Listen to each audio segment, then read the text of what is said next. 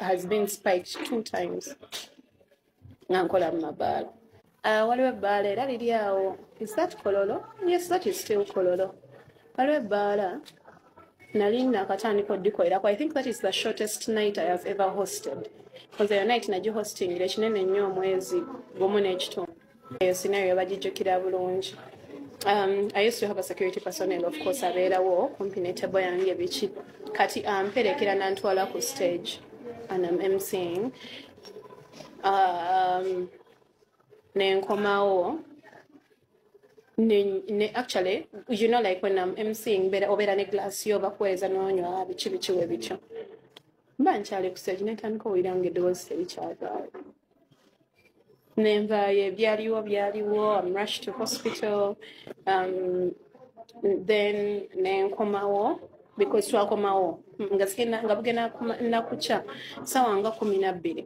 Nsonga y'okuwa abantu obutwa mu mabaala nsonga y'amaanyi nnyo nnyini ddala. Emboozi eyo ngenda gikumalirayo okuva gy'etandikira paka gy'eggwera osobole okulaba ono engeri ye gye yasimattuka okubeera nga afa ku nsonga y'emu ng'eya Martha Mulali, naye kigambibwa okubeera nti so far allegations eziriwo nti yaweereddwa butwa naye bwe bwamuvuddeko okubeera nga akkirira ezzira kumwa. Ono emboozi gy'anyumya personal experience n'era nga buli muntu yenna yenna agenda mu bbaala at least ko logic ye gye yakozesa ey'okubeera nti naye wagenda mu bbaala atuula owantu owali kamera. However much mbu naye yagezaako okukozesa strategy gy'amanyi munera esobola omuyamba ekuyamba tofudde naye obeera ofudde. Mwana wati footage ne bamugyayo ne balaba ani yakuwa obutwa gw'olwedde obeera ofudde. Naye however much mbu teyafa naye ne strategy ya kamera teyamuyamba. Kati kisinga okubeera ekikulu oba sikimanyi nakimanyi kubanga okufa tebakusimattuka. Eyo yenteekateeka ya Mukama Katonda gitwava era gitulina okudda. However waliwo yani wembyogera mbwegezaako okwewala obeera wakufa obeera wakufa.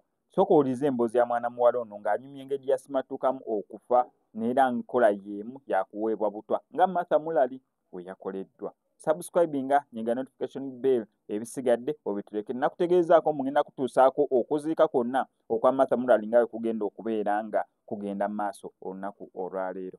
Nga bugenda nakukya ssaawa nga 12. Because I puked a lot, I did what, bichi, because I couldn't even breathe. It was a very, very difficult situation for me.